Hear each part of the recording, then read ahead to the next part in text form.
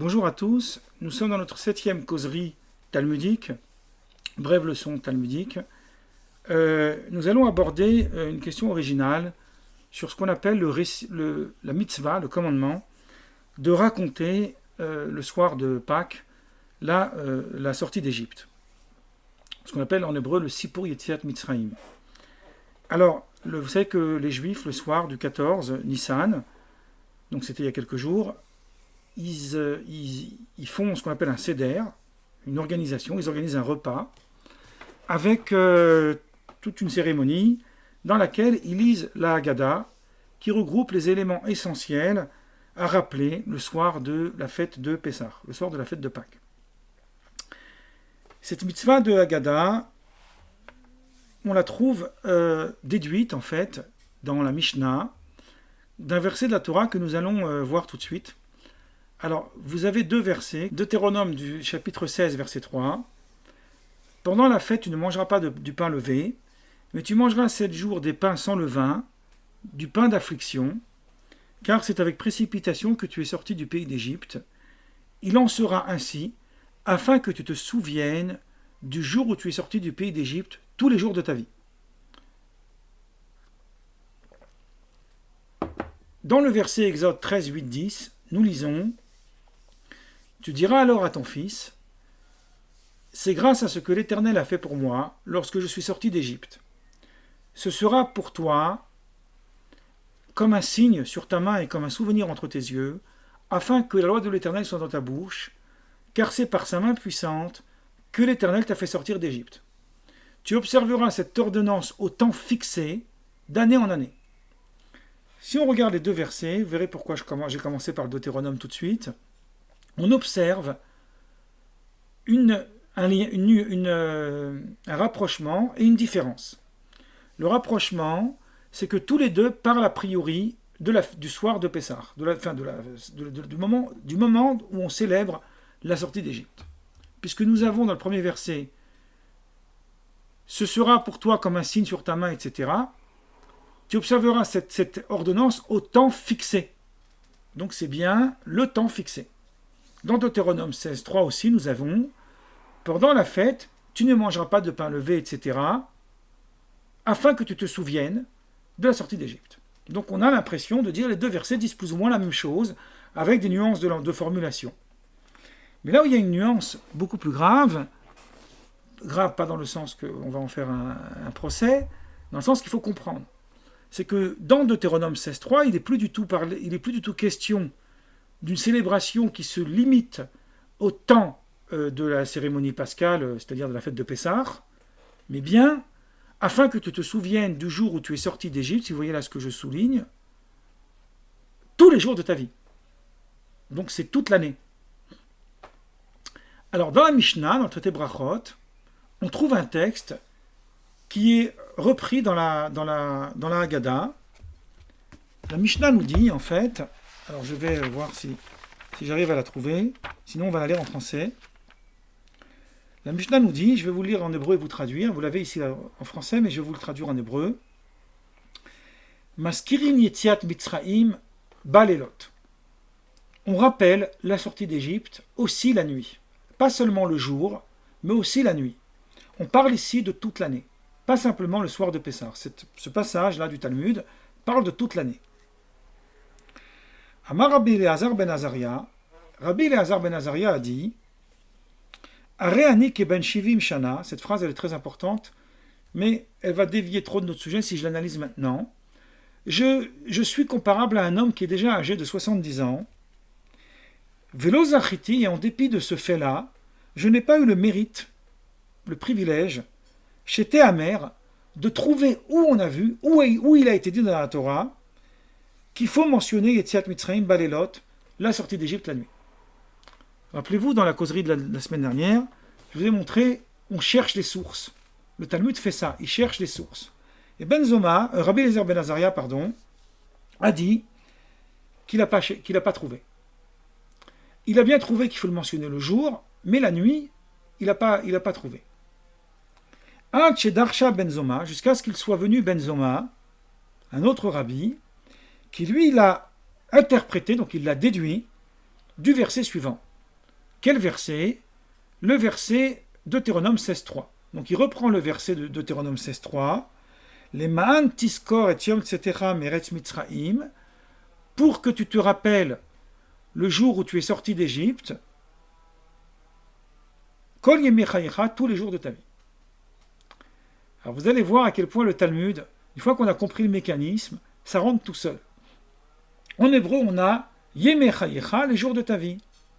Les jours de ta vie, c'est tous les jours.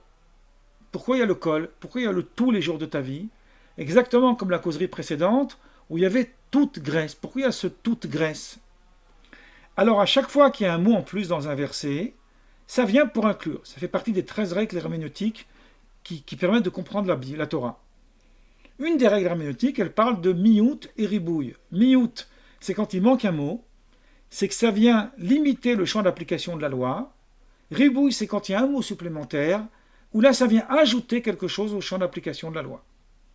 Donc du fait qu'il ait dit Yemechayecha, les jours de ta vie, on comprend que ça veut dire les jours. Yemechayecha ayamim, ça veut dire les jours, correspond aux jours. Kol Yemechayecha, le mot tous les jours de ta vie, le tout, il fait quoi? Il inclut aussi les nuits. Tandis que les sages disent, les rabbis en général, et ils disent que les jours de ta vie, ça correspond au monde d'aujourd'hui. Yemechayecha, c'est le temps présent. Kol Yemechayecha, c'est les temps messianiques. C'est la fin des temps.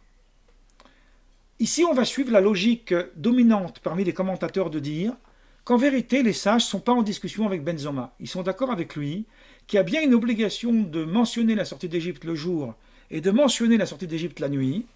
Simplement, ils ajoutent quelque chose en plus qui nous rappelle que jamais on ne cessera de rappeler la sortie d'Égypte, y compris après les temps messianiques. Donc c'est une idée, une valeur ajoutée à ce qui avait été dit précédemment. Là où il résume en fait la tradition juive, dans la loi du schéma Israël, vous connaissez tous le schéma Israël, du fait qu'il est écrit dans la Torah Uf shorbecha uf kumecha, quand tu te lèves et quand tu te couches, on apprend qu'il faut lire le schéma le soir et qu'il faut lire le schéma le matin. Dans le schéma complet, il y a 3 paragraphes qui sont tirés de 3 chapitres de la Torah différents. Premier paragraphe, schéma Israël, on le connaît, écoute Israël. Le deuxième, Ve'aya im shamwa, et voici si vous écoutez mes commandements. Et le troisième, il parle des franges qu'on met sur les coins des vêtements. Le Talmud, dans le traité Menachot, fait une longue discussion pour savoir pourquoi on aurait l'obligation de lire le troisième paragraphe aussi la nuit, puisque ce paragraphe, il parle de la frange qu'on met sur le vêtement. Cette obligation ne concerne que le jour, et pas la nuit. On n'a pas l'obligation de le faire. Réponse du Talmud, on le fait aussi la nuit, parce qu'à l'intérieur de ce paragraphe, on mentionne la sortie d'Égypte. Et il faut mentionner la sortie d'Égypte aussi la nuit.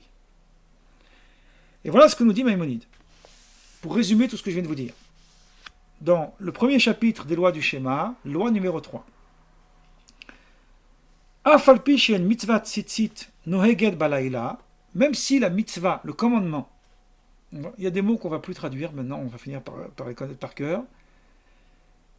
En dépit du fait que le commandement des franges sur le vêtement, noheged balayla, ena noheged balayla, elle n'est pas accomplie la nuit, on n'a pas l'usage de le faire. Cette partie-là du schéma, korinota balayla, on doit quand même la lire. Parce qu'il y a à l'intérieur le rappel de la sortie d'Égypte.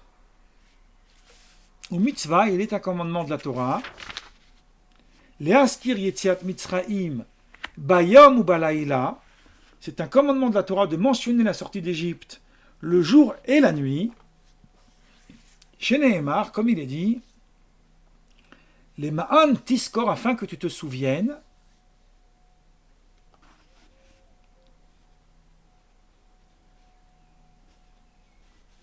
Et Yom Tsetera Miret Misraim, le jour de ta sortie d'Égypte,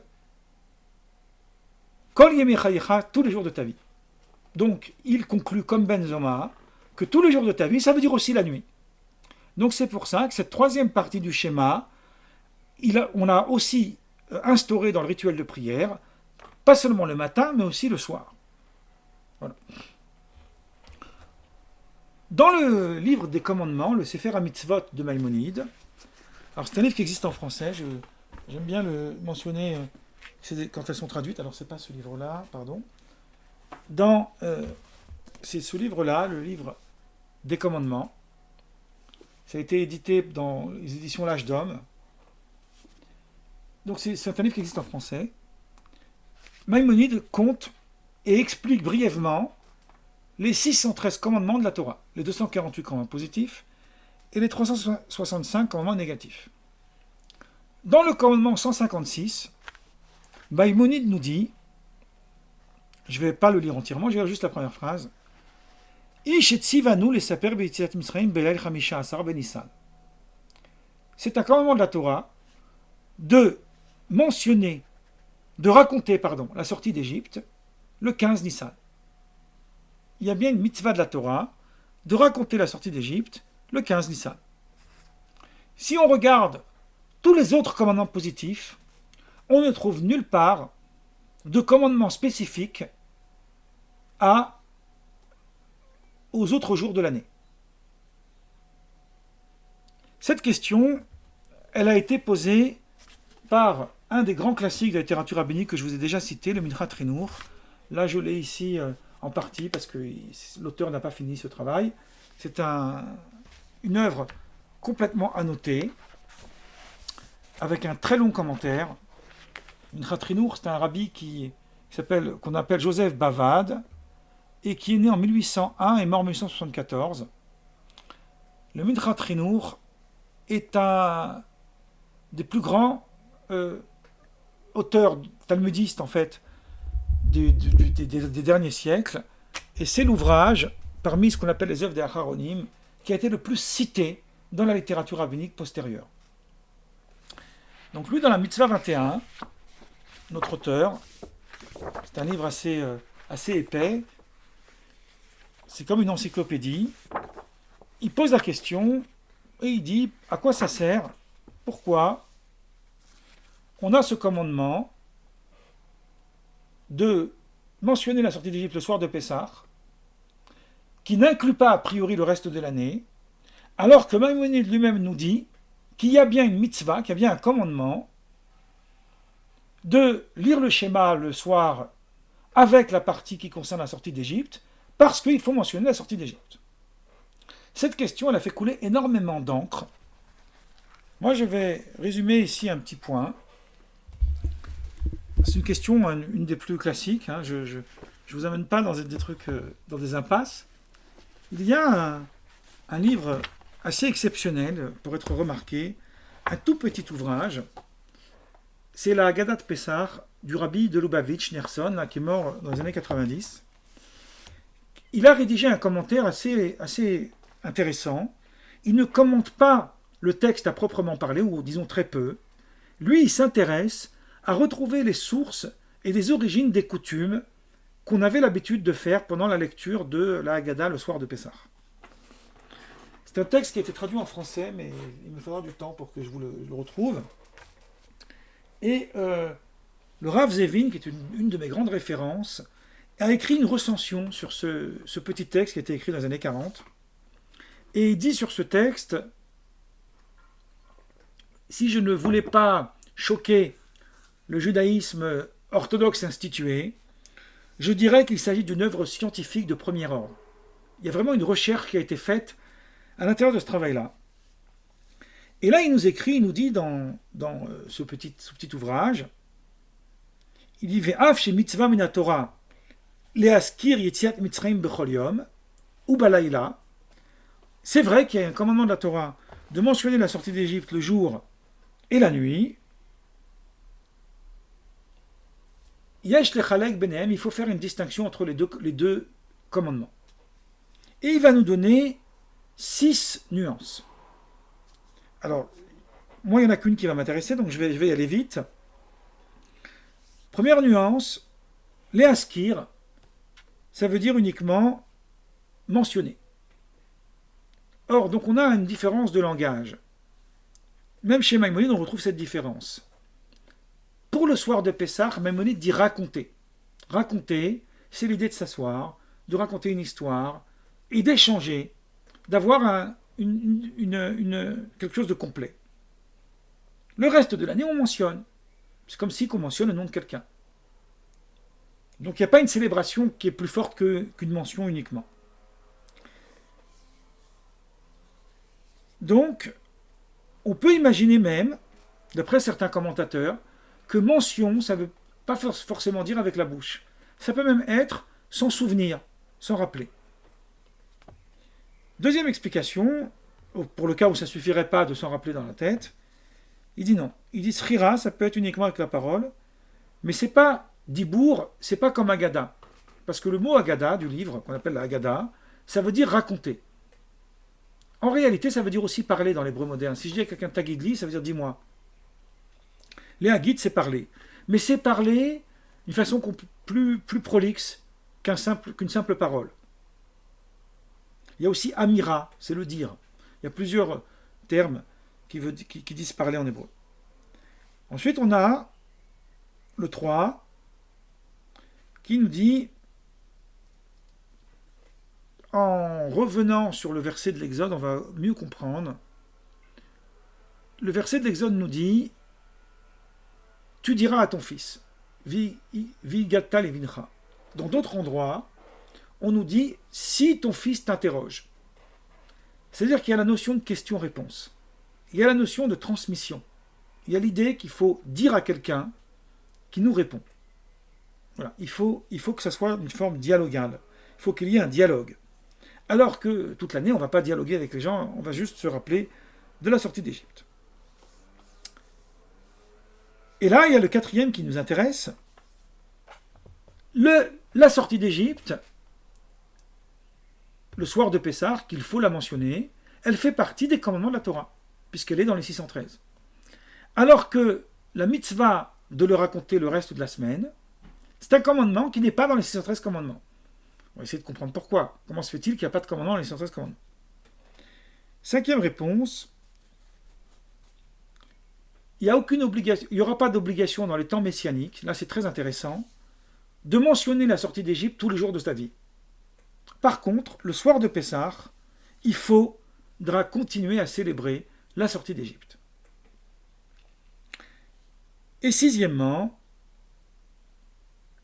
le soir de Pessah, pendant toute la soirée, à chaque fois qu'on mentionne la sortie d'Égypte, qu'on continue de raconter la sortie d'Égypte, on ajoute quelque chose au commandement de célébrer la sortie d'Égypte ce soir-là.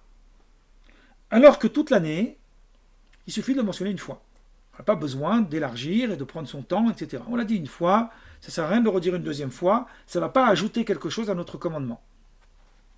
Alors, il y a 2 choses ici qui m'intéressent.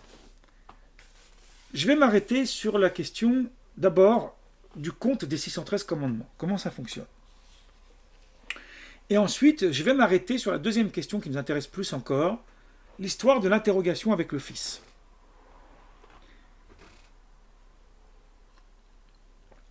Il y a 2 sortes de commandements de la Torah. Il y a, en réalité, on pourrait dire 3 sortes, mais on va d'abord dire 2 sortes, pour qu'on comprenne bien le raisonnement. Il y a des commandements de la Torah qui sont écrits explicitement dans le verset, et qui sont énumérés, qui sont comptés dans les 613 commandements. Mais en réalité, je vais vous choquer, il en existe beaucoup d'autres. Puisqu'il y a des mitzvot de la Torah, des commandements, qui ou bien ont été reçus par une tradition orale, ce qu'on appelle la halacha le Moshe Messinaï, qui, elle, ne compte pas dans les 613 commandements, comme l'explique Maïmonide au début de son livre des commandements, où il donne les règles qui nous permettent de les compter.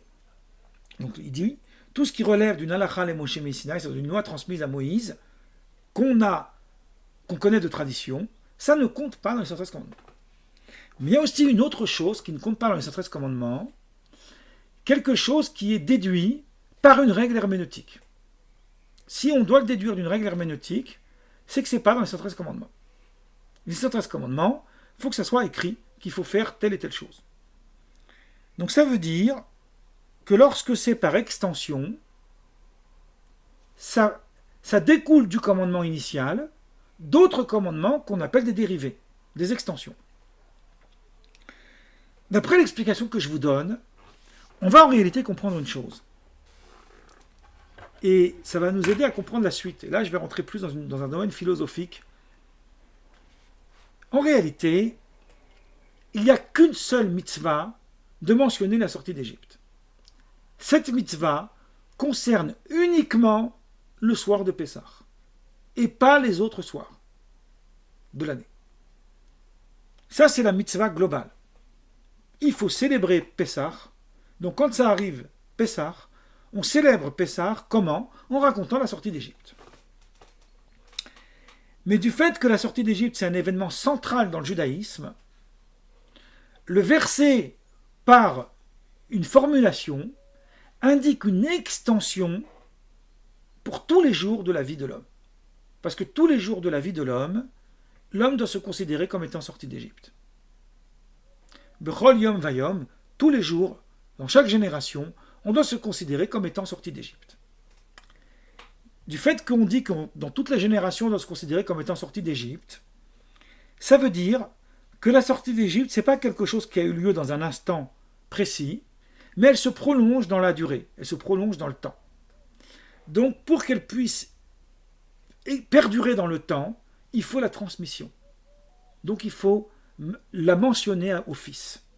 Et c'est cette mention au Fils qui justifie ce commandement le soir de Pessah, et qui donc justifie le fait de devoir le mentionner toute l'année. Donc maintenant, on va tout comprendre. Dans le verset d'Exode 13, 8, 10, où il est question de l'organisation du Seder, on nous parle de l'enfant, pour bien lui rappeler la sortie d'Égypte. Mais dans Deutéronome 16, et donc on dit, excusez-moi, dans toujours Exode 13, 8, 10, on termine au temps fixé d'année en année, alors que dans Deutéronome 16, 3, on mentionne l'extension, ce qui fait que, en réalité, ce n'est pas quelque chose qui est limité à ce temps-là, mais qui existe tous les jours de la vie, et ça inclut aussi à la fois la nuit et à la fois les temps messianiques. Voilà. Moi, je vais m'arrêter là. Donc là, je peux arrêter l'enregistrement.